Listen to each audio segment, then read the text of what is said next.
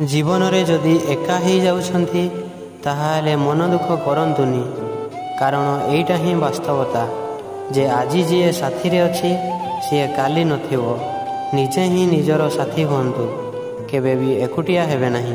अन्य को जहाँ भी किछि कहउछंती भाभी चिंती कहंतु, कारण आपणक मुहरु बाहरुथिबा प्रतिटी शब्द आपणक व्यक्तित्वर परिचय देइथाए। काहाकू एते भल पांतुनी कि परे अनुताप करने पड़िबो, कारण आजिर स्वार्थपर दुनिया रे हृदय नुह लोके निजर स्वार्थ हासिल पाई केवल प्रेमर अभिनय करिथांती।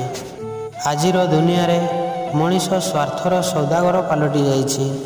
समय बदलिबाकू तो किछि समय लागि थाए, हेले मनीष गोटे मुहूर्त रे निजर स्वार्थ पाई बदलिबा शिखि जाइछि।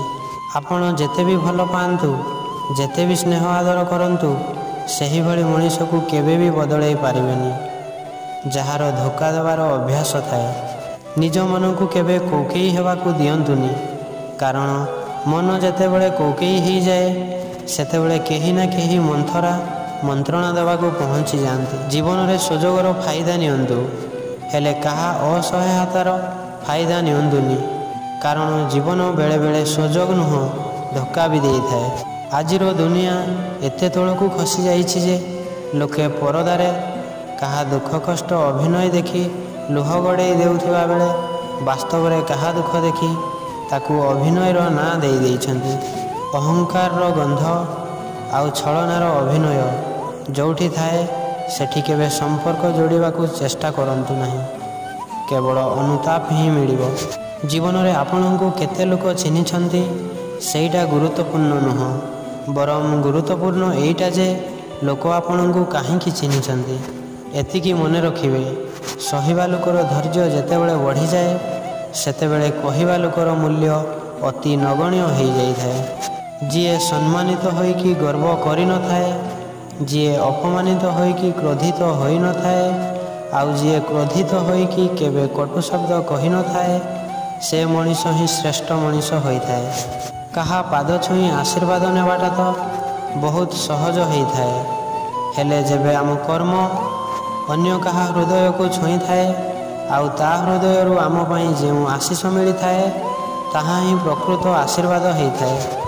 अन्यायर विरोध निर्भय रे करंतु, सेइटा राजनीति हो, समाज हो कि परिवार हो, काहींकिना सम्मान सबुबले स्वर उठाउथिबा लोकंकर होइथाए, पाद चाटुथिबा लोकंकर नुहे। निज दुख आउ कष्ट केवल निजर ही होइथाए।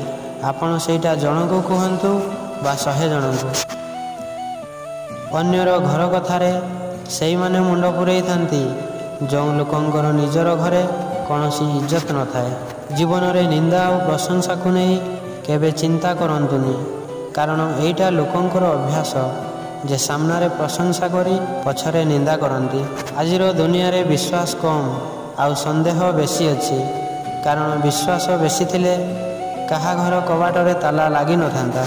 आपण केबे ठीक थिले ताकू केही मने रखंतीनी, हेले आपण केबे भूल थिले ताकू समस्ते मने रखंती। आजिर दुनिया रे बापा मांकर अद्भुत मानसिकता, ज्वाई भल जदि झीर कथारे चले आउ पुओ खराब जदि बहु कथारे चले, हेले सेमाने बुधे भूली जानती जे ज्वाई भी कहार पुओ आउ बहु भी कहार झील होइथाए। निज दुख आउ कष्ट केबे काहाकू कहंतुनी, कारण मलम तो किछि लोकंक घरे थाए, हेले लुण समस्तंक घरे थाए। थरे निजे निजकू पचारंतु, जीवन आपणंकर, स्वप्न भी आपणंकर, लक्ष्य आपणंकर, परिश्रम भी आपणंकर, हार आउ जीत भी आपणंकर। ताहाले अन्यर कथा को भय काहींकी, अन्यर समालोचना को एते डर काहींकी? लोके कौन कहिबे, एई रोगरे निजकू पीड़ित करुछंती कौन पाई? उत्तर निजे निजकू दियंतु। जीवन रे सही भली लोकंक सहित केबे संपर्क रखंतुनी जो माने संपर्क ठु बेसी निज उपरे अहंकार रखंती। आजिर मनीष आत्मगर्व आउ अहंकार रे एमिति बुड़ी जाइछि जे आशीर्वाद कम आउ सम्मान बेसी खोजुछि। सेथिपाई तो सलाम करुथुवा लोककू 100 टंका दउथुवा बेले आशीर्वाद देउथुवा भिखारी को खुचुरा पैसा देवाकू पसंद करुछि। मद पीउथिबा लोक केवल मद पी न थाए, ବରଂ ନିଜ ମାଆର ଖୁସି, ବାପାର ପ୍ରତିଷ୍ଠା, ସ୍ତ୍ରୀର ଶାନ୍ତି, ପିଲାଙ୍କ ସ୍ୱପ୍ନ ଆଉ ପରିବାରର ସମ୍ମାନକୁ ବି ପିଇ ଯାଇଥାଏ। ଜୀବନରେ ସେହି ମଣିଷ ସୁଖୀ ହେଇଥାଏ ଯିଏ ନିଜକୁ ମୂଲ୍ୟାଙ୍କନ କରିଥାଏ, ଆଉ ସେହି ମଣିଷ ଦୁଃଖୀ ହେଇଥାଏ ଯିଏ ଅନ୍ୟର ମୂଲ୍ୟାଙ୍କନ କରିଥାଏ। କେବେ କାହାରି ପ୍ରଶଂସାରେ ଅଧୀର ହୁଅନ୍ତୁନି।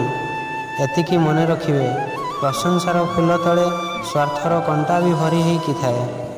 ଜୀବନରେ ଆବଶ୍ୟକତାଠୁ ଅଧିକ ଖୁସିରେ ରହିବାଟା ଅଭିଶାପ ହେଇଥାଏ, କାରଣ ସୁନ୍ଦର ଦିଶୁଥିବା ଫୁଲକୁ ହିଁ ଲୋକ ବେଶୀ ତୋଳିଥାନ୍ତି। କାହାକୁ ଧୋକା ଦେଇ କେବେ ଖୁସିରେ ରହିବାକୁ ଚେଷ୍ଟା କରନ୍ତୁନି, କାରଣ ଭାଗ୍ୟ ଯେତେବେଳେ ଚାପୁଡ଼ା ମାରିଥାଏ ସେଇଟା ଗାଲରେ ନୁହଁ, ସିଧା ହୃଦୟରେ ବାଜିଥାଏ। ଆଜିର ଦୁନିଆରେ ସୁନ୍ଦରତା ଶସ୍ତା ଆଉ ଚରିତ୍ର ମହଙ୍ଗା, ଘଣ୍ଟା ଶସ୍ତା ଆଉ ସମୟ ମହଙ୍ଗା, ଶରୀର ଶସ୍ତା ଆଉ ଜୀବନ ମହଙ୍ଗା, ସମ୍ପର୍କ ଶସ୍ତା ହେଲେ ତୁଲେଇବା ମହଙ୍ଗା। ଜୀବନରେ ସବୁବେଳେ ଗୋଟିଏ କଥା ମନେ ରଖିବେ, ସେ ମଣିଷ କେବେ ବି ଆପଣଙ୍କ ମୂଲ୍ୟକୁ ବୁଝିପାରେ ନାହିଁ ଯାହା ପାଇଁ ଆପଣ ସବୁବେଳେ ଉପସ୍ଥିତ ରହୁଥିବେ।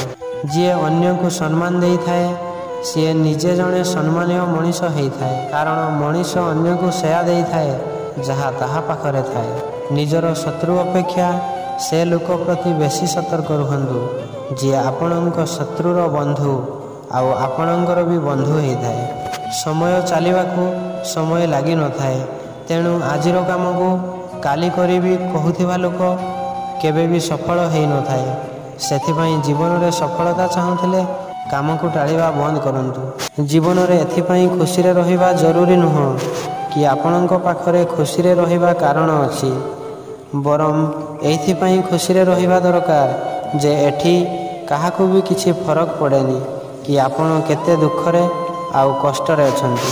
ଜୀବନରେ ଭଲ ଚିନ୍ତା କରନ୍ତୁ, ଭଲ କୁହନ୍ତୁ ଆଉ ଭଲ କରନ୍ତୁ, କାରଣ ପ୍ରକୃତିର ନିୟମ ଅନୁସାରେ ସେ ସବୁକିଛି ଶୁଦ୍ଧ ସହିତ ଆପଣଙ୍କ ପାଖକୁ ଫେରି ଆସିଥାଏ ଯାହା ଆପଣ ଅନ୍ୟକୁ ଦେଇଥାନ୍ତି।